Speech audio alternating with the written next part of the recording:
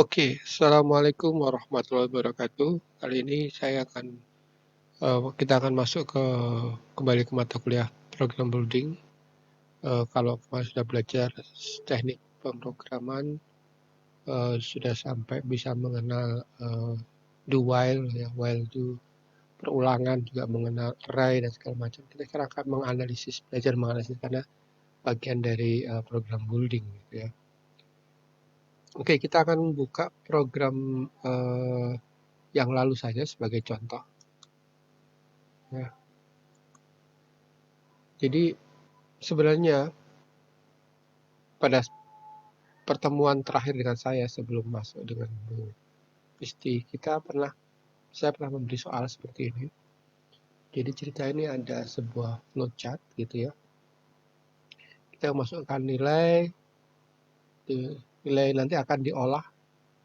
Nilai akhirnya adalah berupa operasi matematikanya nilai 1 ditambah nilai 2 dibagi 2. Ini biasanya dikenal dengan rata-rata.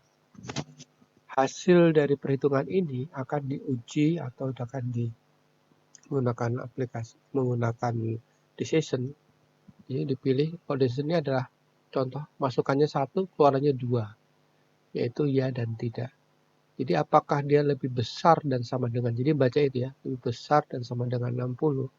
Kalau jawaban dari decision ini, kondisi ini jawabannya adalah ya, maka akan mengalir ke sebelah sini, maka variabel hasil dinyatakan lulus. Tapi kalau tidak, maka ada hasil dinyatakan gagal. Dari flowchart ini, saat kita desain, kita juga berpikiran bahwa apa yang dibutuhkan, pertama tipe datanya. Kalau kita lihat ini adalah tipe datanya integer ya, atau tipe datanya angka ya. Jadi kita harus menyiapkan tipe data angka. Sedangkan di sini ada kalimat hasil, ini adalah variabel juga, di mana outputnya ada 2 macam, yaitu lulus dan gagal. Berarti hasil ini adalah berupa karakter atau juga berupa string gitu ya. Jadi ada nilai dan hasil, dan juga ada akhir. Akhir ini kalau dilihat hasilnya adalah berupa angka, maka ada integer juga. Jadi lihat ada beberapa variabel ya. Ya, jadi variabel mungkin contohnya seperti ini, kita buat nil 1, nil 2 integer, sedangkan yang hasil nanti berupa karakter. Ini draftnya seperti itu. Oke.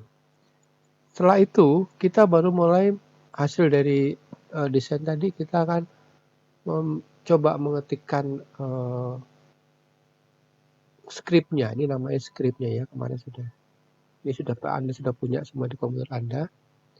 Nah, skrip ini kita urutkan mengikuti mirip ya, sebisa mungkin mirip dengan flowchart tadi. Pertama adalah kita memberi variabel nil 1, nil 2 dan akhir yang tadi berupa integer ya, int ini. Ya, ini skrip dalam C++ ya. Sedangkan hasil adalah berupa string gitu ya. Ini deklarasi tipe data. Masih ingat ini adalah bukan bagian dari program, tapi hanya sebagai komen dengan tanda /2 untuk script C++ ya. Proses inputnya kita diminta tadi memasukkan nilai 1. Kalimat masukkan nilai 1 itu kan hanya berupa tampilan, maka kita menggunakan perintah C out ya.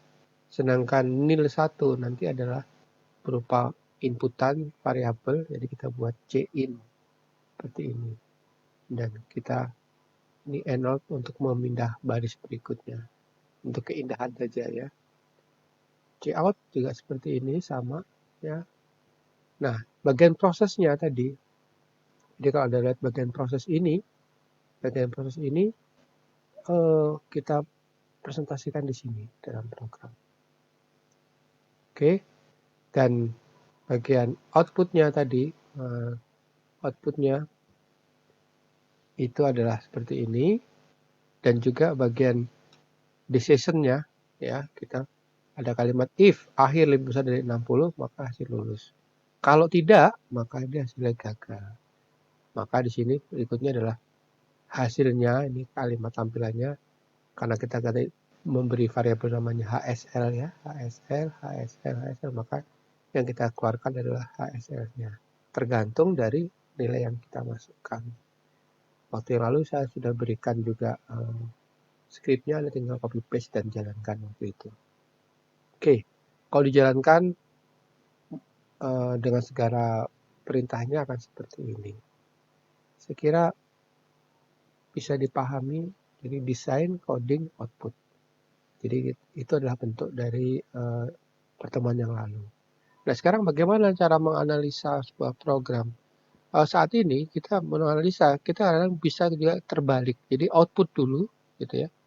Output dulu, baru kita desain. Jadi orang, saya mintanya outputnya seperti ini misalnya. Saya minta ini adalah outputnya.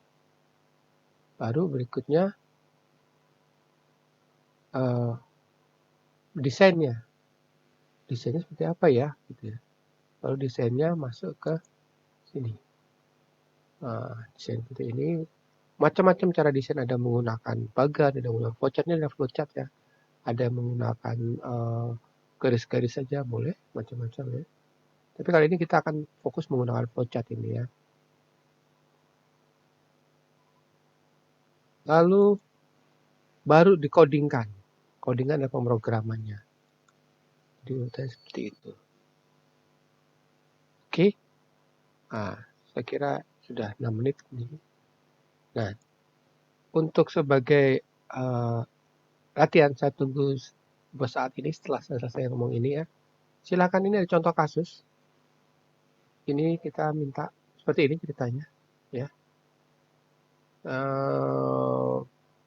Coba Anda masing-masing mahasiswa membuat rancangan tadi ya, flowchart tadi seperti yang di sini ya. Ini dulu ditulis tangan aja, langsung difoto, diupload di WA group.